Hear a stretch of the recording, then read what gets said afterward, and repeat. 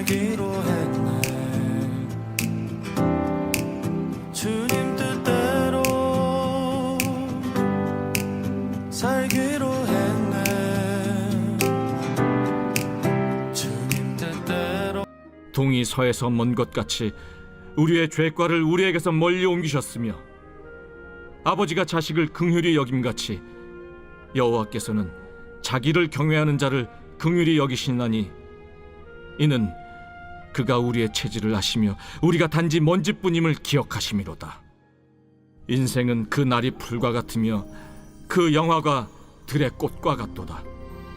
그것은 바람이 지나가면 없어지나니 그 있던 자리도 다시 알지 못하거니와, 여호와의 인자하심은 자기를 경외하는 자에게 영원부터 영원까지 이르며 그의 의인은 자손의 자손에게 이르리니, 곧 그의 언약을 지키고 그의 법도를 기억하여 행하는 자에게로다. 여호와께서 그의 보좌를 하늘에 세우시고 그의 왕권으로 만유를 다스리시도다. 능력이 있어 여호와의 말씀을 행하며 그의 말씀의 소리를 듣는 여호와의 전사들이여, 여호와를 송축하라. 그에게 수종들며 그의 뜻을 행하는 모든 천군이여, 여호와를 송축하라. 여호와의 지으심을 받고 그가 다스리시는 모든 곳에 있는 너희여, 여호와를 송축하라.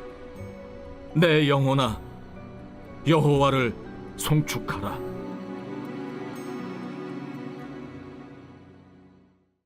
사랑하는 성도 여러분, 이런 경험 있으십니까? 분명히 은혜 받았던 날이 있었습니다. 눈물 흘리며 하나님께 감사했던 순간이 있었습니다.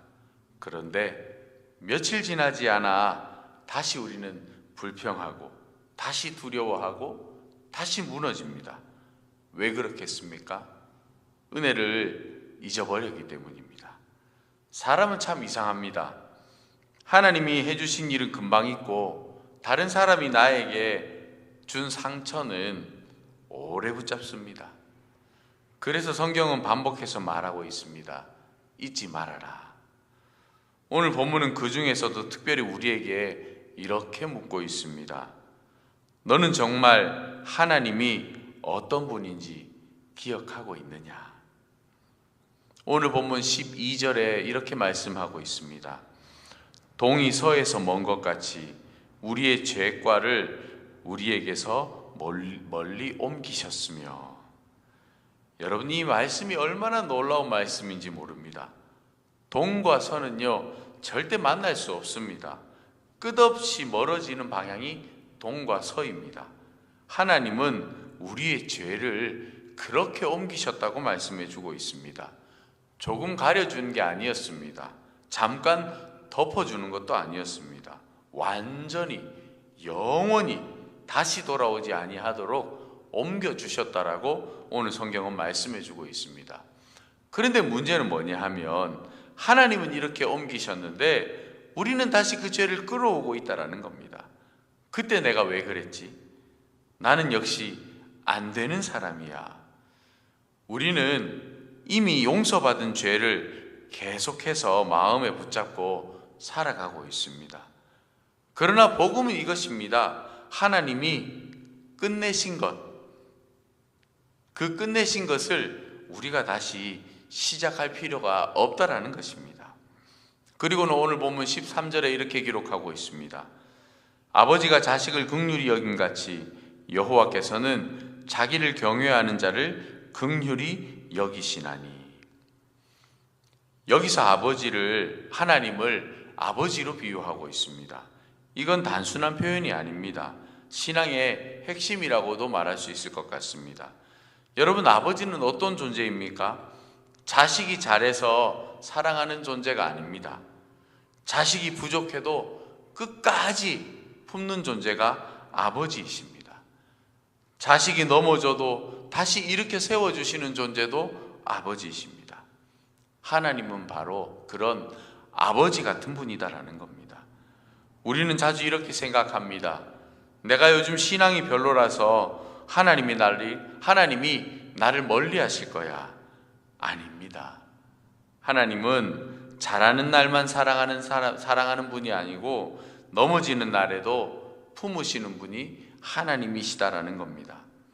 그리고 오늘 보면 14절에 이렇게 이어가고 있습니다.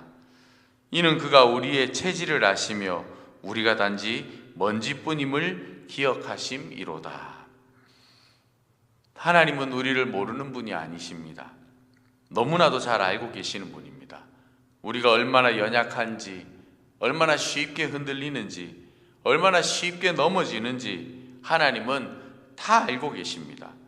그래서 중요한 것이 이것입니다. 하나님은 우리가 약하다는 사실에 놀라지 않는다라는 사실입니다. 우리는 스스로에게 실망합니다. 나는 왜 이 정도밖에 안 되지? 그러나 하나님은 그렇게 말씀하지 않는다라는 겁니다. 나는 원래 네가 그런 존재인 줄 알고 있었다라는 겁니다. 그래서 하나님은 정죄하기보다는 긍휼히 우리를 여겨주신다라는 것입니다. 그리고 오늘 보면 15절에 이렇게 기록하고 있습니다. 인생은 그날이 풀과 같으며 그 영화가 들의 꽃과 같도다. 여러분, 인생이 얼마나 짧습니까? 지금의 고민도, 지금의 성공도, 지금의 실패도 결국 다 지나갑니다. 인생은 바람 한 번 불면 사라지는 풀과 같다고 얘기하고 있습니다. 그런데 우리는 이 짧은 인생을 가지고 영원할 것처럼 걱정하고 영원할 것처럼 집착하면서 살아가고 있습니다. 우리가 정말 인생을 살아가면서 중요하게 던질 수 있는 질문은 무엇이냐 하면 그 짧은 인생 무엇으로 채울까라는 것입니다. 많은 사람들은 그 인생을 돈으로 채우려고 합니다. 또 많은 사람들은 그 인생을 성공으로 채우려고 합니다. 또 많은 사람들은요, 그 인생을 사람들에게 인정받는 것으로 채우려고 합니다. 하지만 그것은 다 지나간다라는 것입니다. 17절에 이렇게 기록합니다. 여호와의 인자하심은 자기를 경외하는 자에게 영원부터 영원까지 이르며 그의 의는 자손의 자손에게 이르리니. 여기서 인생과 하나님의 사랑이 대비되고 있습니다. 우리는 짧디 짧은 인생을 살아가는 연약한 존재입니다. 그러나 하나님의 사랑은요, 영원부터 영원까지다라는 겁니다. 여러분, 이것이 복음이고 우리가 사는 이유입니다. 우리는 변합니다. 그러나 하나님은 변하지 않으십니다. 우리는 때로는 식기도 합니다. 그러나 하나님은 식지 않으시는 분입니다. 우리는 잊어버리기도 합니다. 그러나 하나님은 영원히 잊지 않으시는 분입니다. 그래서 신앙이란 무엇이냐 하면요, 변하는 나를 붙드는 것이 아니고 변하지 않는 하나님을 붙드는 것입니다. 그것이 신앙입니다. 오늘 본문 19절에는 또 이렇게 기록하고 있습니다. 여호와께서 그의 보좌를 하늘에 세우시고 그의 왕권으로 만유를 다스리시도다. 여러분, 하나님은 단순히 위로만 주는 분이 아니십니다.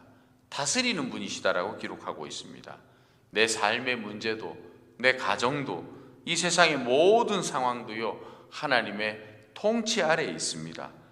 그런데 우리는 자꾸만 상황을 크게 보고 하나님을 작게 보는 경우가 참 많습니다. 그래서 우리 마음 가운데 두려움이 생긴다라는 것입니다. 그러나 오늘 말씀은 선포합니다. 지금도 하나님은 왕이시다라는 겁니다. 여러분, 결론은 이것입니다. 우리가 어떻게 살아야 하느냐? 여호와를 송축하라라고 기록하고 있습니다. 천사들도 송축하고 모든 만물도 송축하고 내 영혼도 송축하라. 왜입니까? 은혜를 잊지 않기 위해서입니다. 찬양은요, 단순한 노래가 아닙니다. 단순한 감정이 아니라 기억하는 행위입니다. 하나님이 어떤 분인지 기억하는 것, 하나님이 나에게 하신 일을 기억하는 것, 그래서 우리는 예배합니다. 사랑하는 성도 여러분, 신앙은 복잡하지 않습니다. 하나님의 은혜를 잊지 않는 것입니다. 죄를 옮기신 하나님, 아버지로 나를 사랑하시는 하나님, 우리의 연약함을 아시는 하나님, 영원한 사랑을 주시는 하나님, 지금도 다스리시는 하나님, 이 하나님을 기억하는 사람은 흔들리지 않습니다. 오늘 하나님은 우리에게 묻고 계십니다. 너는 무엇을 더 붙잡고 있느냐? 여러분, 상처입니까? 실패입니까? 아니면 하나님의 은혜입니까? 나는 내 과거가 아니라 하나님의 은혜를 붙들겠습니다. 이렇게 결단하고 다짐하는 우리 모두가 되기를 주님의 이름으로 축복합니다. 기도하겠습니다. 사랑의 하나님 아버지, 우리는 너무 쉽게 은혜를 잊어버리는 존재입니다. 받은 은혜보다 상처를 더 붙잡고 감사보다 불평을 더 쉽게 말하며 살아왔습니다. 그러나 오늘 말씀을 통해 다시 기억하게 하시니 감사합니다. 우리를 긍휼히 여기시는 아버지이심을, 우리의 연약함을 아시는 아버지이심을, 변함없이 사랑하시는 주님이심을 잊지 않게 하여 주시옵소서. 짧은 인생 속에서 영원하신 하나님을 붙들게 하시고 어떤 상황 속에서도 내 영혼아 여호와를 송축하라 고백하는 삶이 되게 하여 주옵소서.